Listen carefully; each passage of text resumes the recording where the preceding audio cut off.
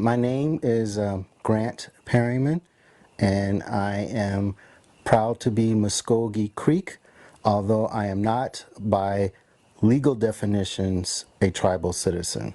I am not able to be enrolled, and therefore I've come up with a new title. I am a Muskogee Creek decitizenized, unenrolled, BA denied Muskogee Creek Indian. The other Well, growing up in the 60s here in California, I grew up in a predominantly African American community, and I remember going out and playing with my friends, and I would get teased for not being black enough.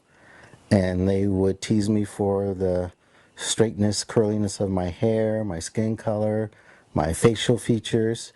And I would run home crying to my parents and saying, my friends saying I'm not black, what am I? And trying to, in the 60s, understanding that if I go out into the world, when a white person looks at me, they're going to say, one drop rule, I'm black. So my parents taught me, you are black. And they kept instilling that in me. Well, I'm like, okay, but my friend's saying I'm not black. And so I was confused. And it didn't really answer my questions, but my parents did their best to, instill pride in who I was. It wasn't until when my father's mother came to visit, and she would come and get in the kitchen, and I called myself her little helper, although I've probably gotten away more than helping. But I remember asking her, well, who is my father? Who am I?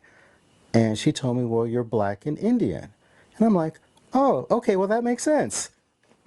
So then for the next many, many years, I grilled her on my Native American heritage. So it was from her that I learned who I was and who my ancestors were.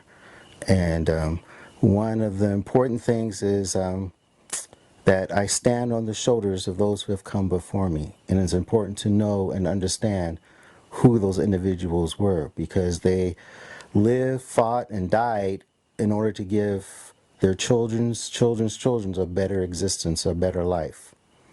So I'm very proud of knowing who they are.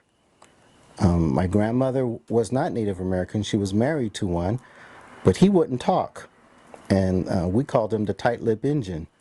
And so all the information came from her, and with that information, I've been able to document and verify all that she said and gone back through history and to learn more about my ancestors.